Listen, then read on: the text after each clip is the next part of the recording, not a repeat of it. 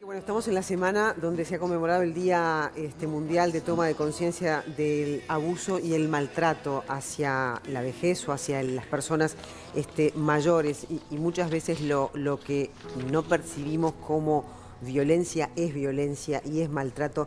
Vamos a estar repasando algunas cifras oficiales que se han suministrado por parte del Ministerio de Salud Pública y también del MIDES. Son cifras de 2020 porque todavía se están elaborando las de este 2021 y si el señor director pone en pantalla allí tenemos una animación que ha conformado el propio Ministerio de Salud, donde se habla de la cantidad de situaciones nuevas de personas mayores víctimas de algún tipo de maltrato, ¿no? En el año 2020 fueron 233 las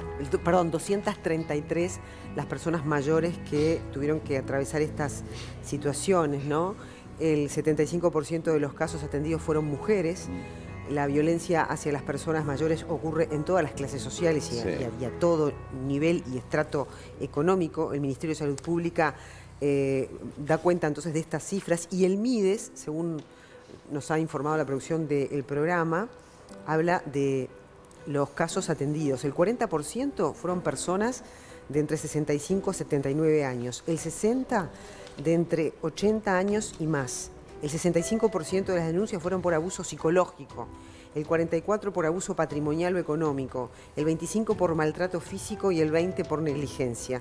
Los datos de este año, como les decía, están todavía en proceso y el 90% de la violencia sobre los adultos mayores ocurre intrafamiliar, ¿no? Clau, me imagino que las denuncias son la puntita del iceberg. Imagínate todo lo que no se sabe, porque son personas en muchos casos en vulnerabilidad que no tienen voz, o sea, a veces no tienen mecanismos para realizar la denuncia. Hay un violentómetro, ¿no? Muy interesante que capaz que en algún momento después creo que lo vamos a repasar. Sí, ¿no? En realidad lo que te marca son colores de riesgo, ¿no? Exacto. Es el violentómetro, así se denomina, del MIDES, que ante situaciones de violencia te va calificando según el color. Claro. Por ejemplo, el nivel amarillo, bueno, primero, no, este es el video que les comentaba recién con las cifras. Ya tienen 75% víctimas mujeres y los principales tipos de abuso: el psicológico, el abuso patrimonial, el maltrato físico y la negligencia, ¿no? Que algunos son invisibles, ¿no? Como hablábamos ayer con Daniel en la producción, ¿no? El abuso ese que no se ve, ni se oye, ni se toca. No darle pelota. Ahí están las líneas donde se pueden denunciar este tipo de situaciones. Y el violentómetro del que hablábamos, que es una escala del MIDES, que pone allí, ¿no? Algunos niveles. El amarillo, ¿no? Son indicadores para actuar, ¿no? Claro. El amarillo es cuando se le obliga a algo, se les ridiculiza, se les ignora, se los culpabiliza, se los cuestiona, se les hacen promesas falsas. Sí. O lo cuestionan su capacidad de tomar decisiones. Y eso es una manera, es la previa a justamente acaparar todo el poder sobre la persona, ¿no? No estás en condiciones de tomar decisiones, lo convencen y ahí yo me hago cargo y después donde aparece otro tipo de violencia, ante ellas la patrimonial, ¿no? Claro, el nivel naranja que eleva un poco digamos, la situación de riesgo, que ya llega a la humillación, al grito, a la amenaza, a tomar decisiones por el adulto mayor, de repente hasta compulsivamente, a manipularlo para vivir en un hogar, ¿no? Muchas veces sucede que me quiero sacar de encima porque me molesta en casa, ¿no? Limitarle las salidas, o sea, a veces justamente, o sea, en esta época de pandemia es difícil, pero limitarle la salida y el contacto con seres queridos a un adulto mayor, sea de manera presencial o telefónica o por otra vía, eso es violencia, ¿no? La internación compulsiva, ¿no? En residenciales, ¿no? Que tantas veces sucede que el adulto no quiere ir y es llevado allí porque aparentemente no habría otra solución para él, pero no quiere estar allí. Eso es un tema interesante porque no tendrían la autoridad para poder zafar de eso, ¿no? Vamos a repasar el rojo y ya vamos con el contacto que tenemos ahí esperando. Los últimos, excluirlo de actividades familiares y prohibirle relacionarse con otras personas también está dentro del naranja y me parece importante. Y vamos al nivel rojo, la vida de la persona está en riesgo, así que en este caso hay que buscar ayuda urgente cuando se le niega el acceso a la alimentación, vestimenta o abrigo, insultos, difamación, desvalorización, recibir amenazas de daño o de muerte, cuando son atados a una cama, que uno lo escucha y suena duro pero sucede, a una silla, a una columna u otra estructura, cuando son aislados, cuando reciben golpes, por supuesto, pellizcos, quemaduras, manoseos o caricias no consentidas, también está en la alerta roja, o la administración intencional de una medicación aumentada. Eso está Sí. en esta lista. Sabino Montenegro es el presidente de la asociación Integra Residenciales. Seguro nos estás escuchando ahí vía Zoom todo este relato que estamos haciendo de este violentómetro. Seguro que te suenan todo este tipo de situaciones, ¿no? Sabino, y uno se pregunta, más allá de que son las menos situaciones de violencia en los residenciales, existe. Y uno se pregunta, cuando vienen los ingresos de adultos mayores, ¿bajo qué figura de estas que estamos relatando comúnmente se presentan? Buenos días. Muy acotado el informe que acabo de escuchar, es tal cual como lo están relatando. Lo único que quería de alguna manera sumar sobre las visitas, ahora para el Día del Abuelo, que es mañana, es que ningún residencial puede prohibir las visitas de las personas, ¿verdad? Tiene que dar las condiciones necesarias para que haya una visita con todo el protocolo, como recién muy bien lo informaron, pero esa visita tiene que realizarse y por un periodo corto, pero mi Ministerio de Salud Pública, o sea, desde el gobierno, desde que inició la pandemia hace más de un año, las visitas están prohibidas en los centros de larga estadía. O sea, que eso nos quede claro a todos. Sí, las visitas tienen que ser por periodos cortos y con todo el protocolo, como recién lo acaban de informar.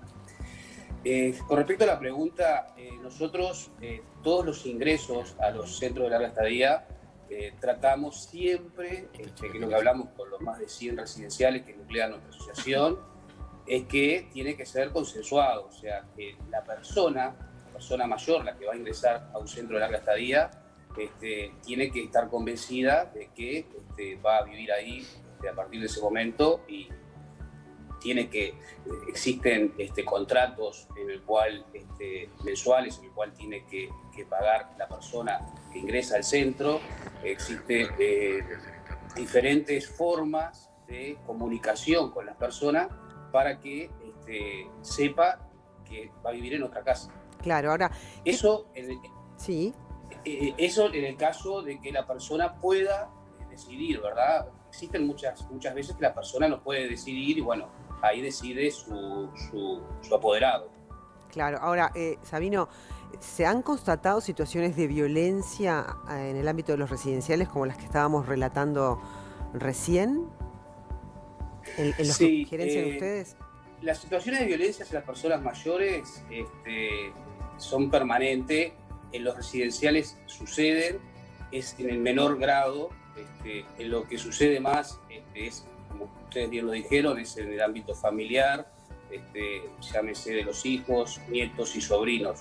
Por ahí es donde va ese 90% que estamos hablando de violencia, muchas veces económica. Nosotros nos cansamos a veces de hablar con hijos. Pasó el otro día, un hijo quería alojar a una persona mayor en un centro, entonces me decía que tenía solamente, que cobraba de jubilación el papá. Y el papá cobraba de jubilación unos 28.000, 30.000 pesos.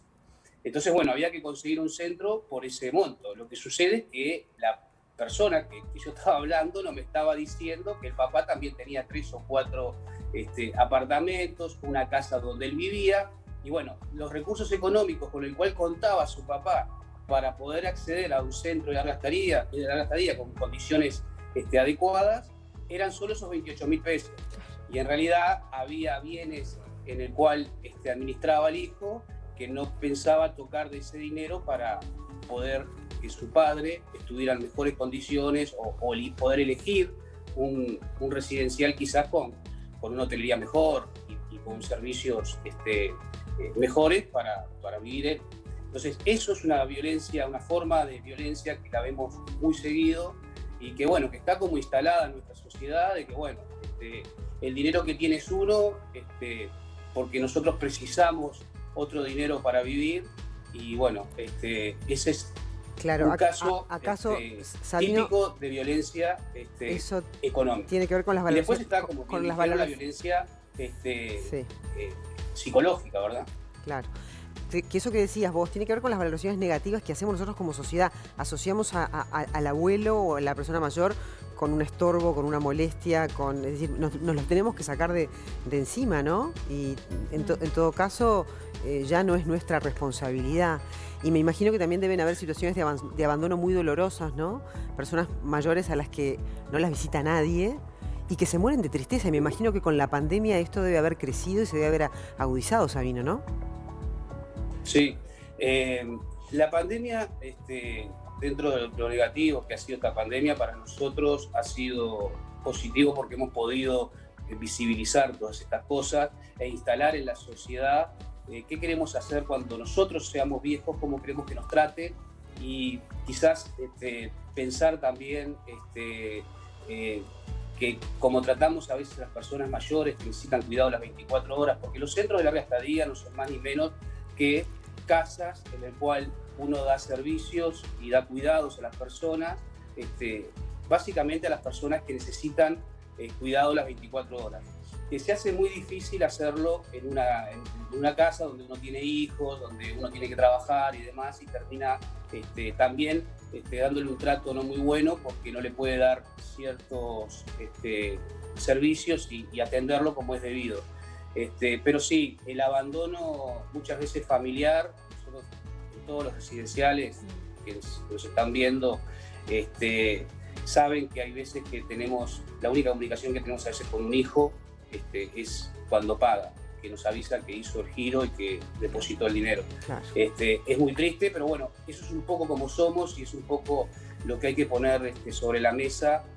Reitero, cómo tenemos que tratar nosotros a las personas mayores y cómo queremos que cuando nos toque envejecer, que nos traten si tenemos que pasar por esa situación de tener que vivir en un residencial, en un lugar donde, bueno, necesitemos cuidado las 24 horas. Claro, Sabino, te agradecemos este tiempito, deseamos un feliz Día del Abuelo para todos a través de vos, a todos los residenciales que gerencian, y es verdad lo que vos decís, todos vamos para el mismo lado, así que ojalá que vayamos tomando conciencia y la importancia de hablar de esos temas. Muchas gracias, Sabino, que tengas buen fin de semana, buen Día del Abuelo.